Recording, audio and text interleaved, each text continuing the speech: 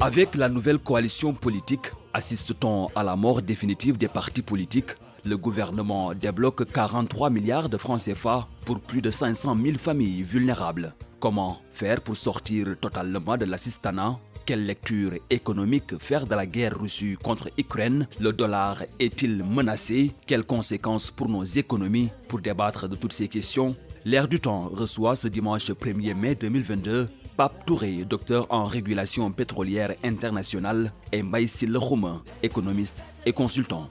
L'Air du Temps, c'est de 10h à 11h sur iRadio avec Alassane Samba Diop. Dimanche 1er mai 2022, bonne fête à tous les travailleurs du monde, surtout aux travailleurs sénégalais et surtout à ceux qui cherchent du travail, qui n'en ont pas encore.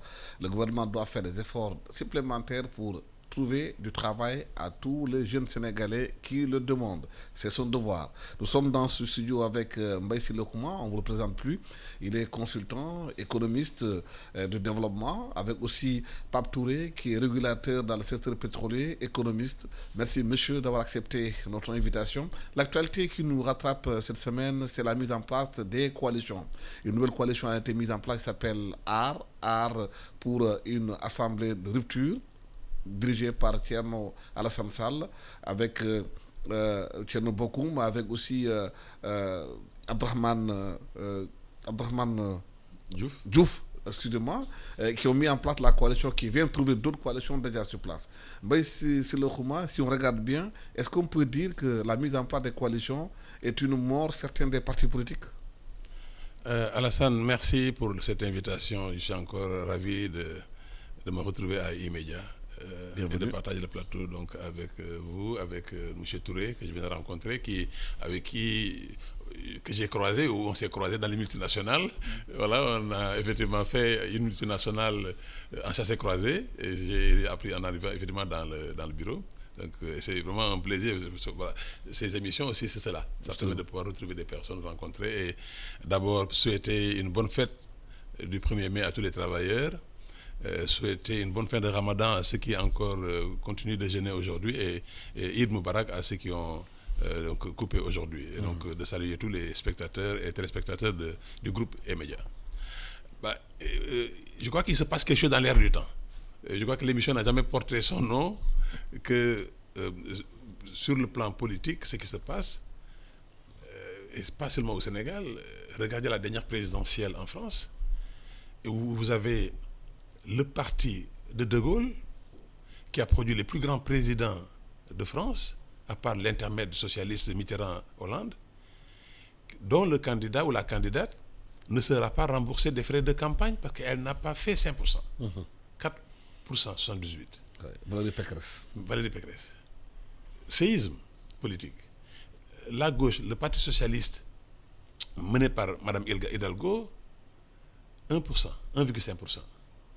Ça, c'est quand même quelque chose qui montre qu'il se passe quelque chose dans le monde au niveau de recomposition, décomposition, réorganisation, renouvellement des classes politiques qu'on ne peut pas nier. Au Sénégal, les dernières municipales nous ont montré des jeunes sortis du néant, la trentaine à peine achevée, mais mettre la pâtée, passez-moi l'expression, à des DG et des ministres coalisés à Yoff, Golfe Sud, et surtout Guédiawaye, où on a votre confrère qui sort effectivement, je ne dirais pas du néant, mais de presque nulle part, pour renverser quand même un monument à lui seul. Et ça veut dire, en fait, est-ce que les partis politiques sont menacés? Ce serait péremptoire de ma part de le dire, mais il se passe quelque chose, en fait, qui ne laissera pas intact les partis. Et je pense que les coalitions qui se mettent en place, ça et là, c'est un signe et un signal fort pour montrer que rien ne sera plus comme avant. Et les partis politiques devront certainement se réinventer sur le plan de leur gestion, sur le plan peut-être de leur composition, pour peut-être donner plus de place aux jeunes. Parce que quand même, nous avons une population à 77% de moins de 35 ans. Vous ne pouvez pas continuer à avoir des partis où il n'y a que des dinosaures. Et bon, les jeunes qui les ont renversés ont 34. Limamou à Yoff à 34 ans, Khadim Mayekor à 34 ans. C'est un signal. Oui. Pape Touré, quelle lecture peut-on faire des coalitions au Sénégal? Merci, M. Diop. Merci, M. Foma, et bonjour. Merci. Et je m'associe à ces vœux à l'attention des travailleurs sénégalais pour cette fête du 1er mai. Et aussi souhaite à nos condisciples musulmans une bonne préparation de Korité. Et pour ceux qui sont déjà en situation de célébration, tous mes vœux les accompagnent. Alors, c'est un plaisir de parler de ces problématiques. Juste en fait pour repréciser un certain nombre de choses. La première, c'est que le Sénégal a une longue tradition de coalition. Les coalitions, elles remontent, disons, aux années 90. On se rappelle un peu avec le FAL, le Front pour l'Alternance, qui a, disons, vaincu la grande armada socialiste en 2000. En 2012, on avait également, en fait, le Macky 2012, qui a pu fédérer autour de lui, entre les deux tours, le Benno Siggil Sénégal, ainsi que Benno Actanor. Et donc, ça veut dire quoi, concrètement? Ça veut dire qu'aujourd'hui, on est dans l'ère du pragmatisme. Et on a aujourd'hui une logique d'appareil qui se substitue à des logiques de partis de masse. Et ceci est en rapport, en réalité, avec les technologies, avec une nouvelle conception, disons, des idéologies. Et cela amène effectivement les partis à faire avec. Il n'est plus nécessaire d'avoir un parti de dizaines de milliers de militants pour être, disons, pour porter un langage, disons, accessible aux masses. Et on a un renouvellement du discours politique. Absolument. Alors, ceci, forcément, en fait, a des implications en termes d'organisation politique. Donc, ce qui veut dire qu'aujourd'hui, nous avons, en fait, deux problèmes. Le premier, c'est de savoir si les partis concourent toujours à l'expression du suffrage universel comme il est d'usage dans les démocraties avancées. L'autre aspect, c'est celui de la transparence du choix démocratique des électeurs. Et ça m'amène à une troisième question qui est la capacité à pouvoir structurer une nouvelle gouvernance politique au sein des partis déjà. Donc, autant de défis qui nécessairement vont changer l'espace politique. Mais ce qu'il y a d'intéressant, c'est que vous avez un peu ce mouvement permanent qui anime un peu l'organisation, disons, de la vie politique. C'est clair. Est-ce que justement cette façon de faire ne brouille pas le message des programmes vis-à-vis des populations pour qu'elles puissent choisir en connaissance de cause? Je pense que comme l'a dit M. Touré, le discours est en train de changer. On est à l'ère du pragmatisme et on est à l'ère du contact. Les gens actuellement veulent connaître davantage ce qu'ils élisent. Ça veut dire que le temps où on se mettait dans un bureau, donc on désignait M. Touré pour être donc le tête de liste à Khombol, et que ça passait comme lettre à la poste, c'est fini. Il y a un renouvellement du corps électoral qui est de plus en plus jeune, de plus en plus ouvert donc, aux logiques et aux techniques de communication que nous avons. C'est-à-dire, les réseaux sociaux, ils sont ce qu'ils sont, mais ils sont là. Ils sont incontournables et personne ne s'y trompe. Tout le monde, même ceux qui les décrivent, les utilisent. Parce qu'on ne peut pas évidemment faire ça. Et il y a un besoin de renouvellement du discours, il y a un besoin de fraîcheur que les électeurs attendent. Et ce qu'on a vu récemment lors des municipales, je ne dirais pas que ça va se confirmer lors des législatives, mais en tout cas c'est un signal pour dire, attention, nous voulons une nouvelle forme de gouvernance, nous voulons de nouveaux rapports entre électeurs et élus, et nous ne voulons plus effectivement élire des gens que nous ne connaissons pas. Nous voulons savoir qui nous élisons et ce sera quoi le contrat social qui nous liera. Je pense que si les partis le comprennent, ils mettront les bonnes personnes. S'ils ne le font pas, ils vont désigner des personnes qui seront sanctionnées. Parce que ce ne seront pas les personnes que les masses auront effectivement voulu, auront identifiées comme les vrais porteurs de leurs espérances. Parce qu'en fait, nous sommes dans cela. C'est une question de porter l'espérance. Nous sommes dans une période de doute. On en parlera avec tout ce qui se passe dans le monde. Les gens ont besoin d'espoir et d'espérance. Et ils ont dans leur quotidien des personnes identifiées comme espérance. Mais regardez ce qui s'est passé à Kaolack, où un opérateur économique qui a fait effectivement donc, son trou, entre guillemets, donc, sur le plan économique, qui est un Ndongo Dara.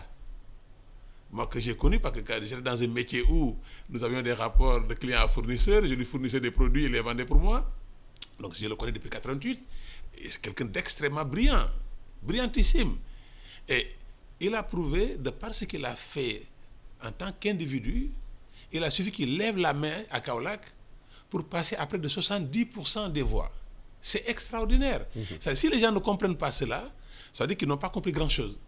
Il y a un besoin réel de renouvellement, il y a un besoin d'efficacité. Les gens, parce qu'en fait, on vit l'ère où les gens ont besoin effectivement de voir des choses concrètes. Ils ont besoin de voir les choses avancer. Ils ont besoin de voir la transformation réelle de leur quotidien. Et Serigne Mboup a été, je pense, l'élément qui, actuellement, il est courtisé par tout le monde. Hein, parce que des Serigne Mboup, partout où ils se présenteront, gagneront haut la main. Est-ce que justement cette nouvelle donne peut forcer justement ceux qui choisissent, ceux qui doivent diriger le pays, à beaucoup plus de transparence dans le choix des personnes? Oui, de toutes les façons, je pense que il y a ce qu'on appelle la génération des leaders naturels. Ça peut être des opérateurs économiques, des hommes d'influence sociale, des religieux, toute personne ayant un message d'espérance. Ceci dit, je crois quand même que la démocratie a besoin, comme vous l'aviez dit en prélude, d'un minimum de transparence démocratique. Et c'est là où nous devons peut-être rationaliser, disons, notre gouvernance politique, parce aujourd'hui, nous avons quasiment 300 partis au Sénégal déclarés. Absolument. À 300 partis, il est illusoire de penser que l'électeur normal puisse faire le distinguo, disons, des programmes. C'est clair. Donc, il est nécessaire, à mon avis, qu'il y ait une rationalisation du cadre d'organisation politique. C'est une exigence démocratique. Cela pose également d'autres problématiques, telles que la question du financement des partis. Mais le plus important, c'est qu'il faut faire en sorte d'éviter le désamour politique des électeurs. Nous avons vu déjà en Europe ce qu'il en est. Aujourd'hui, on n'est pas très loin de penser que faire de la politique, c'est faire du business. C'est faire une anticipation sur une promotion sociale, économique.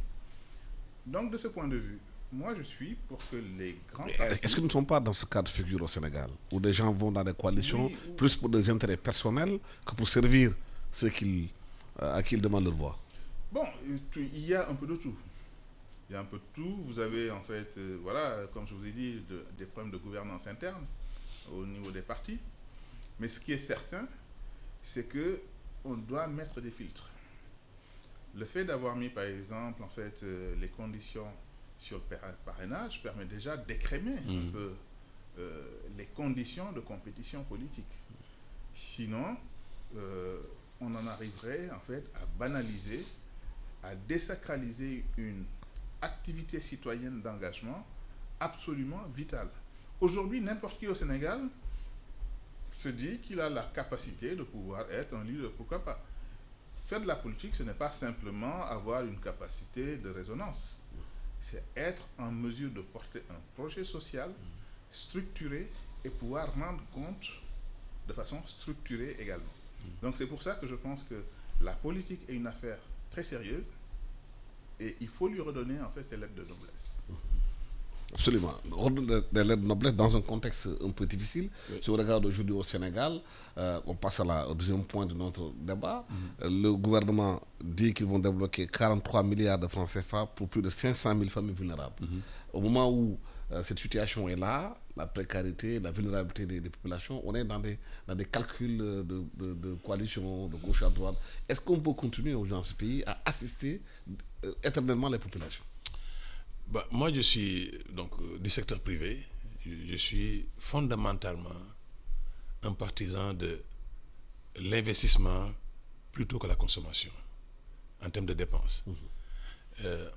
Maintenant, quand il y a une crise économique, parce que l'économie c'est deux piliers, c'est les entreprises, c'est les ménages. L'État a deux options: aider les entreprises par l'offre, donc le support à l'offre, le soutien à l'offre, ou le soutien à la demande, par le pouvoir d'achat.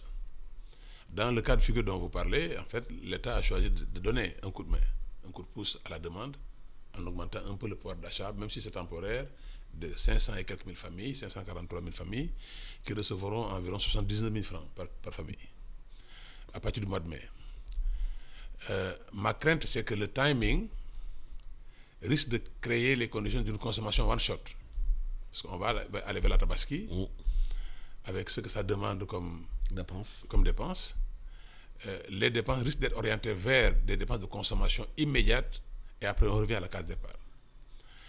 C'est en cela que...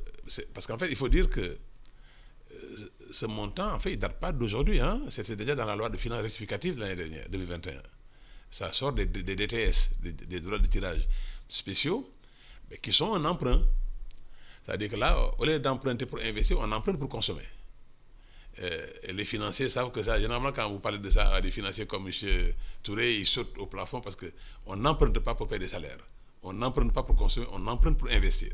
Maintenant, si vous avez vos propres fonds, vous pouvez effectivement en faire ce que vous voulez. Mais quand vous empruntez et que vous devez rembourser, vous devez mettre l'argent dans un endroit où il y aura de la production et de la productivité. Et si vous ne le faites pas, vous êtes en train de créer effectivement les conditions, je ne dirais pas vous creusez votre propre tombe, mais vous êtes en train de créer les conditions de votre pauvreté. Moi, je suis partisan d'apprendre aux gens à pêcher et pas donner le poisson. Je n'ai rien contre les bourses de sécurité familiale. Je crois que c'est une très bonne chose. Mais moi, je les aurais certainement utilisées différemment. Comment? J'aurais identifié des villages, créé des sortes de cercles concentriques de pôles et créer les conditions pour que des activités génératrices de revenus se créent dans ces villages.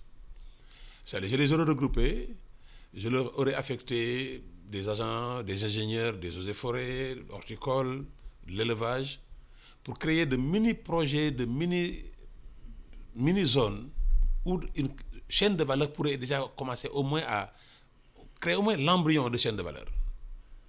Parce qu'en fait, moi, quand je passe dans le Baol ou dans le Cayor et que je vois les forages, et que je vois qu'autour des forages, il n'y a même pas de périmètre maraîcher, je dis il y a un problème. Parce que l'eau, elle a une fonction biologique, elle a une fonction écologique, mais elle a aussi une fonction économique. Quand il y a de l'eau, quand il y a du soleil, il y a de la terre, mais il y a normalement l'agriculture. Mais quand on survole le Sénégal, je suis assez meurtri de voir la sécheresse des parcelles. Dans les autres pays du monde, quand vous survolez, vous ne voyez que des parcelles vertes, quelle que soit la saison. Mais nous aurions pu avoir ça ici, parce que nous avons l'eau en profondeur, nous avons la terre, nous avons le soleil, parce que c'est ça l'agriculture en fait. Si vous avez le soleil en abondance, nous avons 3000 heures, la terre, l'eau, logiquement, quand on passe au Sénégal, on devrait avoir des parcelles de culture, quel que soit le moment de l'année. Et c'est à ce niveau-là que je pense que de l'argent aurait pu être utilisé partiellement pour ces bourses de sécurité familiale pour créer ce genre de pôle économique au niveau de certains villages, et ça aurait permis à ces personnes-là de se passer de l'aide. Parce qu'en fait, l'aide n'a jamais réglé le problème. On l'a vu même dans nos pays, nous avons reçu le plus d'aide au monde. Mais nous sommes les derniers de la classe par rapport à l'Asie. Ça veut dire que l'aide n'est pas le problème, n'est pas la solution au développement. Est-ce C'est qu'il l'investissement. il faut donc appliquer la maxime de Thomas Sankara qui disait qu'il faut prendre l'aide pour se passer de l'aide? Bon, Apprendre la population à travailler elle-même. Quelques nuances en Oui, fait au allez-y. propos de M. Rouma sur deux problématiques.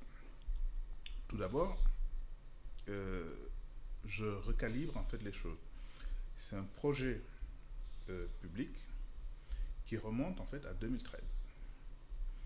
Et depuis 2013, Au départ, on a eu 300 000 bénéficiaires de ces aides, de ces bourses de sécurité familiale, qui étaient une expression de l'application du PSE, le programme Sénégal émergent, qui avait 3 composantes. Une composante de transformation structurelle de l'économie, une composante de promotion du capital humain et une composante de gouvernance. Ce projet de sécurité familiale s'inscrit dans cette deuxième composante. À cela s'ajoute également en fait une nouvelle conception du développement. Si vous prenez en fait le consensus de Washington des années 90, la grande différence avec les programmes d'ajustement structurel, c'est précisément parce que la Banque mondiale a reconnu qu'il était nécessaire de créer des filets sociaux, des filets de protection sociale. De quoi parle-t-on? Au départ, c'était des bourses de 25 000 francs trimestriels. À l'année, ça fait 100 000 francs. Le budget du Sénégal fait 5 milliards 160 millions. 5 000 milliards 160 millions. On est en train de parler de 43 milliards. Faites le rapport, il n'est même pas d'1%. Alors, c'est un modèle d'ajustement social, d'ailleurs qui a été découvert au Brésil avec Lula. Le Brésil est un grand pays industriel, mais il n'empêche que la croissance économique, certes, elle est portée par un certain nombre de secteurs, mais également, elle nécessite que les plus faibles soient pris en charge. En Europe, vous avez la sécurité sociale. Vous avez tout un ensemble de dispositifs de protection sociale. Donc, je pense qu'il est bon quand même de donner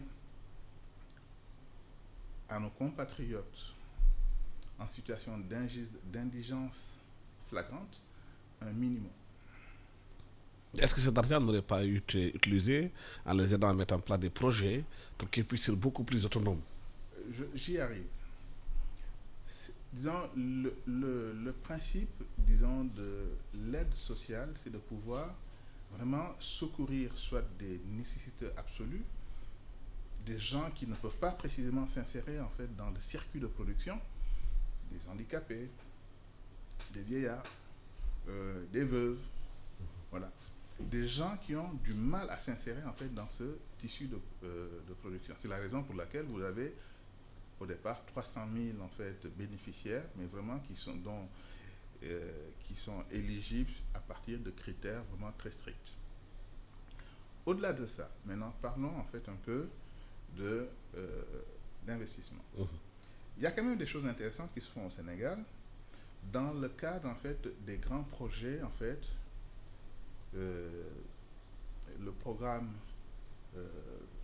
sur le Promoville par exemple, le programme Puma sur le développement en fait prioritaire, voilà, des axes frontaliers. Vous avez également en fait d'autres programmes agricoles type PPDC en Casamance, ou précisément le PUDC. Voilà, ou PUDC. Le PPDC en Casamance a entraîné quasiment une explosion en fait des rendements agricoles. Et quand j'ai regardé un peu le bilan qui en a été fait, c'était extrêmement intéressant parce qu'il a débuté en 2014 jusqu'en 2020 et il vient d'être renouvelé en fait par la Banque mondiale. On parlait à peu près de 25 milliards en fait injectés qui ont servi à mettre en place des structures, des plateformes de production, des pistes de production, un développement en fait de la qualité des semences. Bref, on est passé en fait quasiment aujourd'hui à des surfaces emblavées doublées. Mais M. Kouma a posé un débat concernant, il y a beaucoup de forages au Sénégal. Autour des forages, il n'y a pas de périmètre maraîcher pour permettre aux populations de vivre mieux. Le Sénégal est un vaste pays. Vous avez la zone, par exemple, de Saint-Louis jusqu'à Bakel, plus de 246 000 hectares. Idem dans le sud du pays, qu'on continue encore aujourd'hui à importer pour ce que manger. nous consommons. Ça dépend. si vous regardez aujourd'hui, en fait, le riz, la production de riz, elle est passée quasiment à plus de 500 000 tonnes de riz. Là où il y a quelques années, on était en fait à même pas 100 000 tonnes de riz. Donc on est sur une tendance en fait haussière. L'autre problème en fait, c'est qu'il faut mécaniser en fait l'agriculture. C'est-à-dire vous avez un autre problème tout simplement de population agricole avec un peu, disons, le désert rural qui est en train en fait, de se créer. Mais ce désert rural... Parce qu'il n'y a pas d'investissement dans les zones rurales. Non, c'est pas lié à ça. C'est lié à quoi? Il est lié simplement à la migration des populations rurales vers les villes. Parce que, estimant que les villes sont plus attrayantes, que le niveau en fait, de pouvoir d'achat est plus élevé. C'est l'une des raisons en fait, qui fait que ces migrations internes posent des problèmes de disponibilité de main-d'œuvre. Mais aujourd'hui, si vous prenez en fait la tendance en fait de l'agriculture sénégalaise, mais elle a été l'un des socles un peu de la croissance observée sur ces 6 dernières années, enfin oui, quasiment oui, de 8 dernières années, où on est quasiment en fait à des taux moyens de 6%. Là, par exemple, même avec la récession Covid à 1,2%, on rebondit à 6% en 2021. Si vous dire qu'aujourd'hui, quand même, il y a un dynamisme économique de l'économie sénégalaise qui est relayé par, si vous voulez, un développement en fait, des investissements. Et je suis quand même heureux de voir que le Sénégal se positionne comme place préférentielle des investissements directs étrangers en Afrique. Non, c'est faible. Non. Nous sommes parmi les pays les plus faibles. Hein? Non, il y a eu récemment, en fait, il n'y a même pas un mois, un forum africain dédié précisément aux investissements directs étrangers. Et ce qui a été en fait rapporté, c'est que le Sénégal est la 4e destination africaine en matière d'IDE. 800 millions de dollars, c'est très faible. Non, mais ce que je veux dire, c'est qu'aujourd'hui, nous mettons en fait sur un sentier de croissance durable. Vous avez aujourd'hui l'agriculture en fait qui se développe, vous avez le secteur des mines en fait qui est en pleine explosion, vous avez le pétrole qui arrive, vous avez l'économie de services. Donc ce que je constate aujourd'hui au Sénégal, c'est que nous avons quand même un socle industriel diversifié. D'ailleurs, le Sénégal est l'un des pays les plus industrialisés en Afrique. C'est une réalité. C'est une réalité en fait qu'il faut prendre en compte. Et ce qui est intéressant au Sénégal, c'est que nous avons la capacité à pouvoir créer de la valeur ajoutée à travers l'agro-industrie, à travers le pétrole, à travers la pétrochimie, à travers les mines. Bref, en fait, le Sénégal, en fait, on a l'habitude de l'observer un peu sur du court terme, mais quand vous regardez sa trajectoire depuis 20 ans, vous voyez un peu la transformation structurelle de l'économie. Oui, mais en 20 ans, M. Touré, le pays s'est désindustrialisé. Vous savez, vous étiez dans l'industrie, vous étiez dans le pétrole, hein? Vous connaissez la route de Rufisque. Les usines ont fermé au Sénégal. On est passé de 3% de VAM à 1% de VAM. C'est ce qu'on appelle. C'est ce qu'on appelle. Oui, mais Schumpeter appelle en fait cela la destruction créative. Oui, d'accord. Non. Ça veut dire quoi? Ça veut dire que vous avez des secteurs nouveaux, parce que dans le même temps, vous les services, les services, voilà. Voilà, les télécoms qui se développent. Justement, mais qui ne nous appartiennent pas. En fait, là où je voulais en venir, et le président le sait tellement que, contrairement à ce que vous dites, lui dit, il faut maintenant des idées. L'investissement public a atteint son seuil d'incompétence. Le président Macky Sall est très clair, il dit il faut des idées. Même dans le PAP 2, il attend 5 000 milliards du secteur privé. Il a compris que les pays qui se développent par un secteur privé fort. Il n'y a pas un pays qui s'est développé sur fond d'investissement public. Ça n'existe pas. Mais certains pensent que le salut du Sénégal... Mais je suis l'investissement public doit servir à créer tout de suite le relais du secteur privé. Alors, c'est là où, précisément, en fait... Et c'est ce qui ne se passe pas au Sénégal. Non, c'est là où j'ai, en fait, une approche différente. Laquelle? On a ce qu'on appelle, en fait, du capitalisme d'État. Le capitalisme d'État, il a pour fonction de mettre en place les investissements structurants. Si Oui. vous regardez en fait l'économie sénégalaise. Mais en quoi ces investissements non, structurants... je- non, vous m'avez coupé, j'étais en train de parler. En quoi ces investissements structurants ont amené un relais pour le privé? Il n'y a pas. Dans le PCE1, on attendait 1400 milliards du secteur privé, environ 1300 milliards. Il y a eu 400. Le secteur privé n'a pas répondu et le président l'a dit, il le reconnaît. Il dit il faut que le privé prenne le relais. Quand le Sénégal fait, par exemple, une autoroute Ila Touba, là c'est structurant, parce que c'est une autoroute qui doit servir, pas pour aller au Magal. Si c'est pour aller au Magal, c'est pas la peine de le faire. Moi je suis mouride, mais si c'est uniquement pour aller au Magal, c'est pas la peine.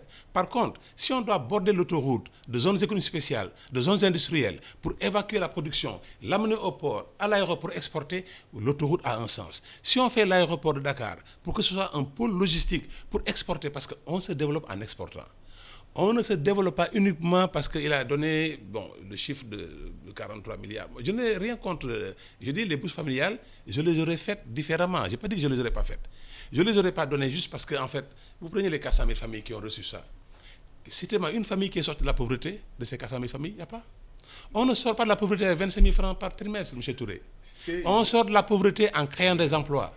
Il n'y a aucun pays au monde qui s'est développé sans créer des emplois. Michael Porter nous a dit un jour dans un séminaire dans lequel on assistait, c'est quoi le développement économique? On est resté 45 minutes à épiloguer. Il a pris le marqueur, il est parti au tableau, il a mis Job Creation. On crée des emplois, c'est comme ça qu'on se développe. On ne se développe pas juste dans le discours. Il faut créer les conditions pour le secteur privé. Vous en venez, on a appartenu à la même société qui a presque fermé, qui avait 400 employés, qui en a peut-être maintenant une centaine. C'est là qu'il faut relancer et c'est là où je soutiens les initiatives que le président est en train de prendre à travers plein de projets au niveau du ministère de l'économie, du plan de la coopération, reprendre les chaînes de valeur et arrêter d'exporter la mangue, au lieu de l'exporter en l'état, mais faisons de la mangue séchée. Faisons de la pulpe de mangue. Pour l'instant, ça n'existe pas encore. C'est là qu'il faut investir et c'est le privé qui va le faire, pas l'État. Ouais. Allez-y, M. Touré, Pape Touré. Alors, précisément sur l'exemple mangue que vous donnez, en Casamance, vous avez en fait des unités industrielles de transformation de mangue. Okay? Mais c'est confidentiel. Non, vous avez deux unités industrielles qui viennent enrichir en fait les autres unités industrielles. Mais je les connais, elles font combien de tonnes? Mais est-ce que la quantité est assez suffisante pour être dans tous les supermarchés? Il faudrait qu'on... Allez-y. Pourquoi je parle du rôle de l'État? C'est que nous sommes confrontés en Afrique, de façon générale, à une faiblesse de l'accumulation de capital. L'épargne nationale est faible. Donc, c'est tout à fait normal que le secteur privé soit faible. Aujourd'hui, l'économie sénégalaise, elle est portée par le secteur privé étranger pour ce qui est des grands projets. Quand je regarde ce qui a été à la base de l'industrialisation du Sénégal, je vois une volonté politique publique. Quand je regarde la pétrochimie, mais c'est tout à fait fantastique de se dire qu'en 1960, on avait déjà en fait mis en place la SAR. Oui. Mais ça, en fait, c'était... Et depuis, qu'est-ce qu'on a fait? Non, mais on l'a conservé. Non seulement on l'a conservé... La raffinerie n'est pas l'industrie pétrochimique. Non, attendez, s'il vous plaît. Non seulement on l'a conservé, mais si on avait suivi en fait les recommandations du FMI, vous savez qu'est-ce qu'on en aurait fait? Un centre de stockage. Parce que c'était ça en fait le discours en fait qui nous tenait. Il nous disait, écoutez, vous n'avez pas intérêt à développer de la pétrochimie parce que ces coûts de production en fait sont trop élevés, vous n'êtes pas compétitif par rapport aux grandes raffineries étrangères. Allez importer, ça revient moins cher en fait pour le consommateur. Les autorités publiques en fait de cette période ont dit non, nous ne voulons pas transformer ce pays en un souk, et ils se sont battus pour maintenir en fait l'industrie en fait pétrochimique, ce qui nous vaut aujourd'hui de pouvoir progresser. Si vous regardez également en fait les autres secteurs, par exemple Sonatel, mais Sonatel, c'est ce bijou en fait de la télécommunication, mais c'est l'État du Sénégal qui l'a créé de toutes pièces. Oui, mais ce que je suis en train de vous dire, Monsieur Khouma, c'est que sans une implication stratégique de l'État, il est illusoire de penser que le privé va le faire. Vous savez pourquoi il ne va pas le faire?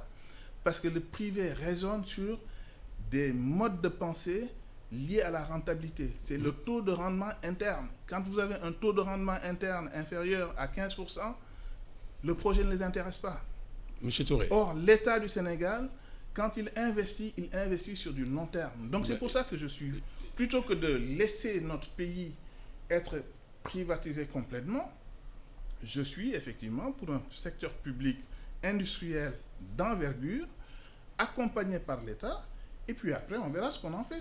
Mais je veux dire qu'aujourd'hui, on ne peut pas laisser ce secteur à la merci du marché. Ouais. Le troisième point de notre débat, c'est ce qui se passe en Ukraine, la guerre entre la Russie et l'Ukraine. Quelles conséquences ça peut avoir sur nos économies?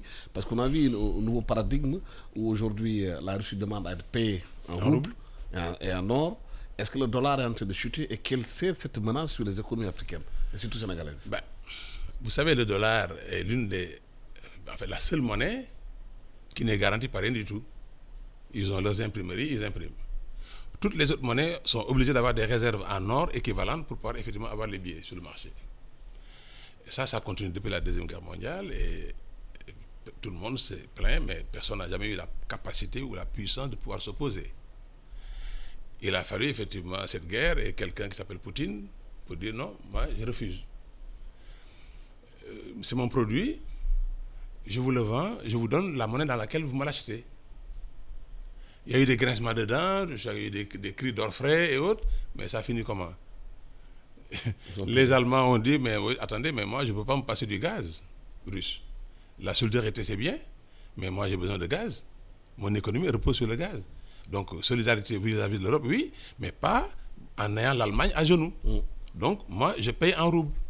Et donc en le faisant, quand il y a eu la guerre, début mars, mais le rouble est passé de 1,70 roubles à 1,140 roubles. Plongeons.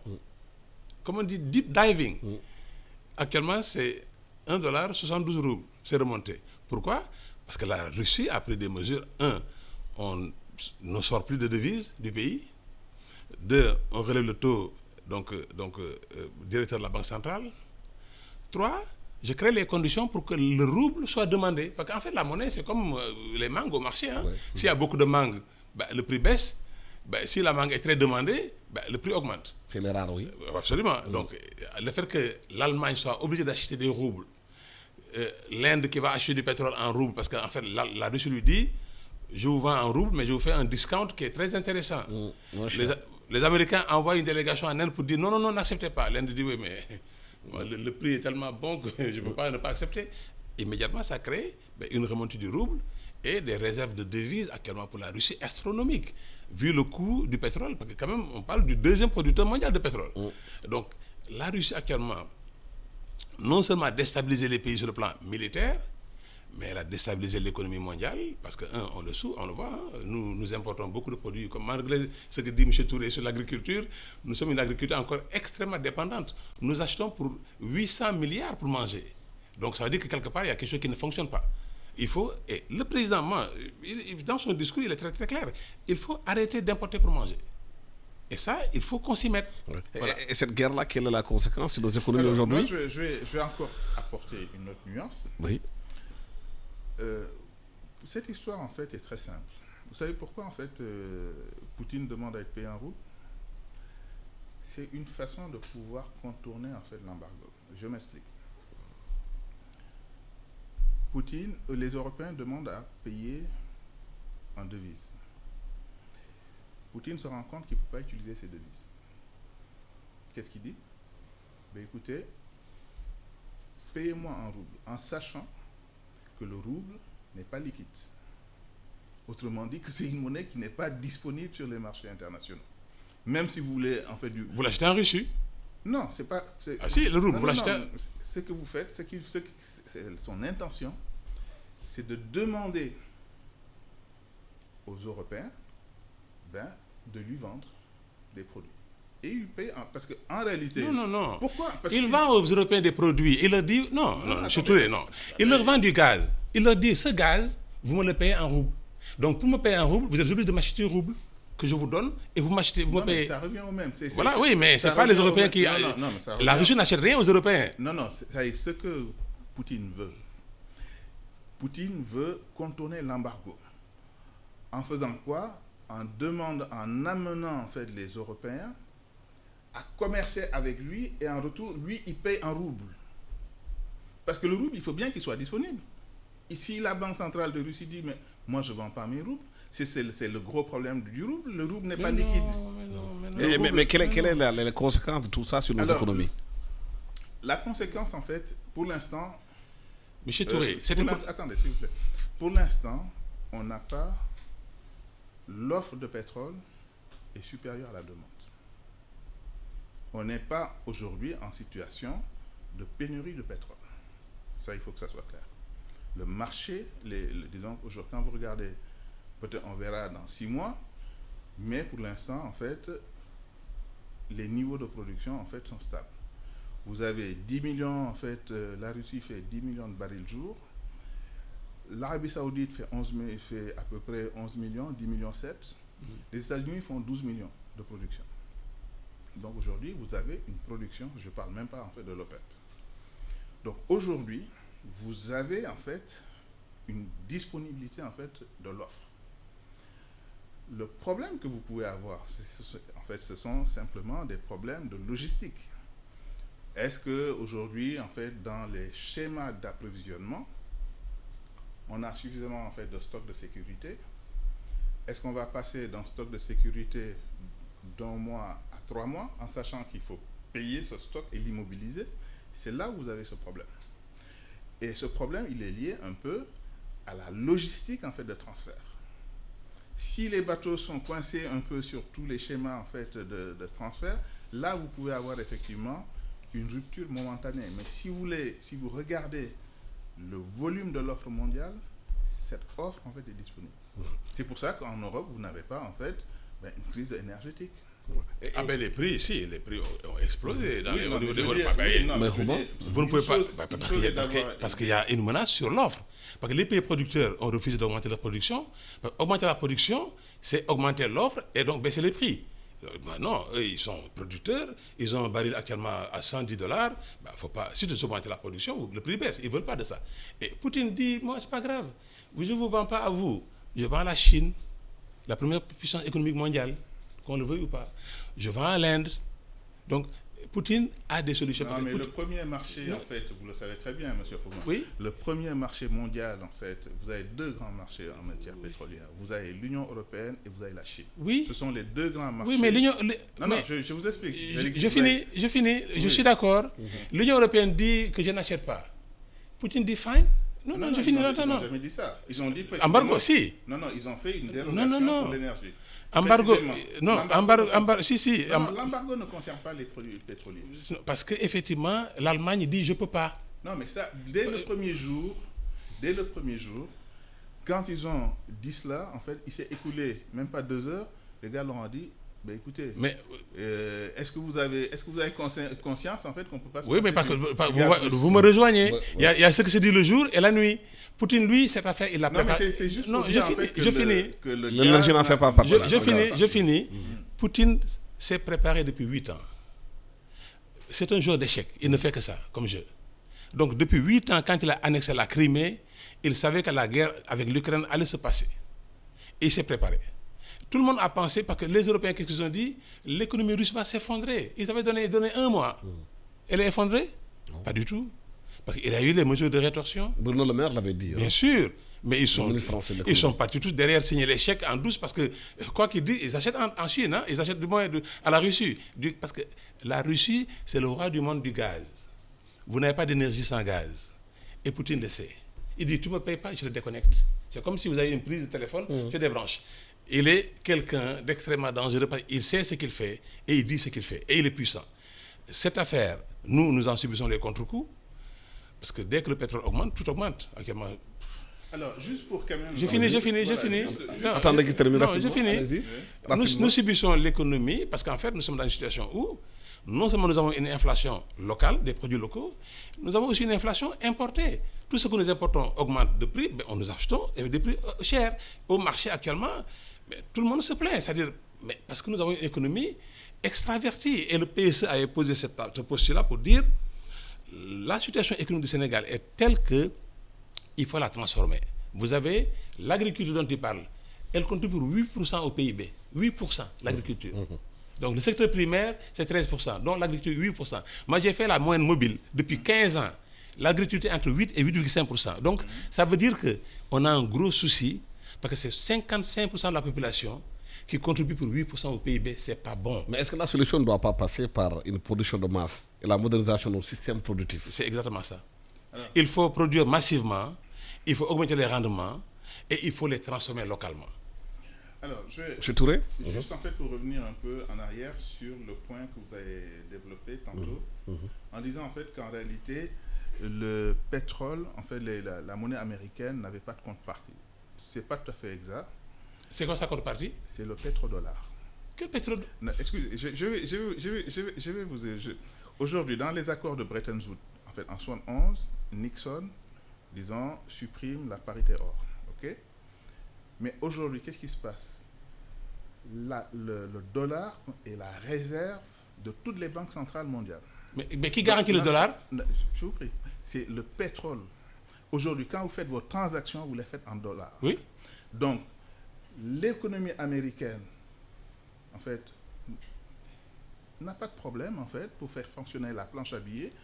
L'économie américaine n'a pas de problème pour faire des émissions de bons de trésor. Et la Chine est le premier créancier, en fait, en termes de bons de trésor américains. Maintenant, le problème qui se pose, c'est simplement un problème lié à l'extraterritorialité du dollar. Parce qu'aujourd'hui, en fait, les Américains se mettent en fait à mettre des contraventions, des amendes un peu à qui ils veulent, selon en fait la situation politique du moment. Et les Chinois ne veulent pas être en fait rattrapés par cette... D'ailleurs, quand vous regardez, il y a moins d'un mois, le premier producteur chinois, non seulement en fait il s'est délisté, donc il a quitté en fait la bourse de New York, mais en plus il a quitté le Canada et la Grande-Bretagne. Ça veut dire quoi? C'est que la Chine est en train de se délester en fait de ses dollars. Donc on aboutit à quoi? À ce qu'on appelle une dédollarisation. La dédollarisation, qu'est-ce qu'elle va créer? Un risque en fait entre deux zones monétaires, enfin entre plusieurs zones. Non, le dollar devient une monnaie normale. Non, ça veut dire que le dollar devient une monnaie américaine normale. Comme le CFA. Vous avez deux pôles qui vont se créer. Vous avez le pôle occidental qui va continuer à converser, à faire des transactions en dollars. Et vous avez le pôle de l'Est. Quand je parle du pôle de l'Est, c'est la Russie, la Chine, l'Inde, voilà. La Russie. Les BRICS. La Russie, les BRICS. Et eux, pourquoi ils le font? Ce n'est pas simplement par volonté d'indépendance, c'est simplement parce qu'ils considèrent en fait que le régime d'extraterritorialité crée en fait un risque stratégique. Ben oui. C'est comme ça qu'il faut le comprendre. Mais c'est pour ça qu'ils veulent être indépendants. Voilà. À partir de cela, vous avez les Chinois. D'ailleurs, même aujourd'hui, si vous regardez, même l'Arabie Saoudite accepte maintenant le yuan. Mais les Chinois aussi, ils font attention parce que l'un des marchés stratégiques, en fait, pour la Chine, c'est les États-Unis. Oui. Donc, on est dans une économie, si vous voulez, interdépendante, où, à la limite, au final, qu'est-ce qui va se faire? C'est que tout ce beau monde, en fait, va se retrouver pour restabiliser, en fait, le cadre... Et nous, dans tout ça, l'Afrique, le Sénégal, dans on tout n'existe ça. pas? Non, bien sûr qu'on existe. On existe comment? Nous existons... Notre parole existe où? Non, attendez, je vous explique. Non, attendez, nous, on intervient où, M. Touré?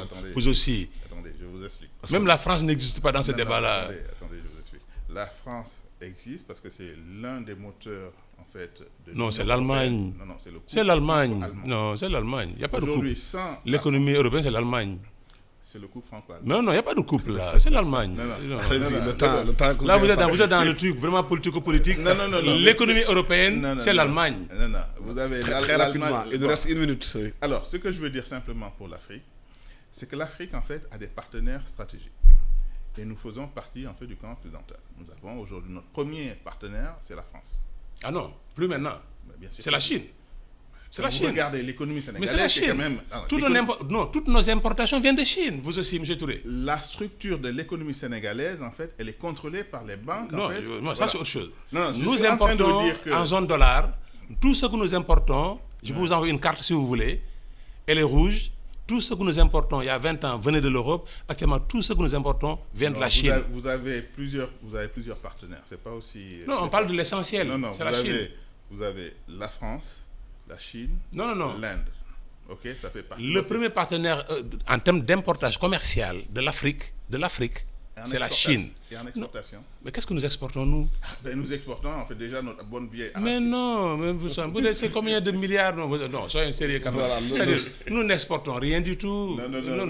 Je pense qu'il faut... Oui, mais le temps que vous avez passé est juste terminé. Je vais juste Hein? conclure. Je vais devoir boucler l'émission. Merci infiniment à Pape Touré, régulateur en hydrocarbures et économiste. Merci à Mbaye Sénékouma, Merci, économiste Alassane. et consultant. À la technique, Biran Sissé, micro Alassane Sambo Diop. Excellent dimanche à tous. Merci.